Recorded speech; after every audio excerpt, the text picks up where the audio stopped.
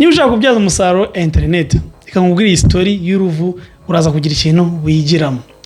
Buriya ngo kera uruvu cyangwa se chameleon ngo mbere ngo ntabwo rwahinduranyaga amabara, nyine mu ishyamba izi nyamaswa zikarwanga ngo ntabwo rwari rumeze neza. Izindi nyoni zo zigendaguranya amabara bitewe n'ahantu zigeze.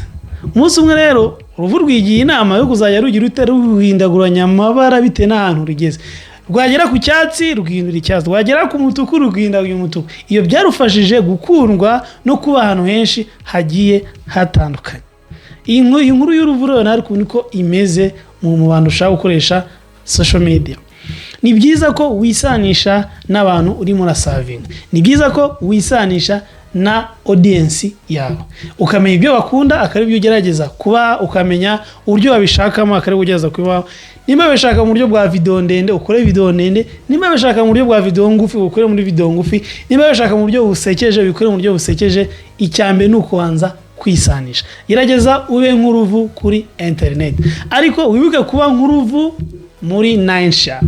Ntuzajye kuba nk'uruvu mu bintu bitari ibyawe. Mukomeze kubungurirana ku tutwe y'ukuntu umuntu yabyaza umusaruro internet.